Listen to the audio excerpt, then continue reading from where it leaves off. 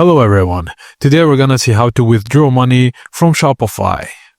Firstly, go to the Shopify login page and log in with your account. In the dashboard, click Settings on the bottom left corner. Select Payments from the Settings menu and under Shopify Payments, click on Payouts to view your balance account. In the Payouts section, click your available to payout amount. Ensure you have enough balance for the withdrawal you plan to make, and if you're using Waiting on Payout, you'll also see the next payout date. Now click Manage Payout Methods, then choose Direct Bank Transfer, PayPal or other local payment processors. Now click Request Payout and enter the amount to withdraw.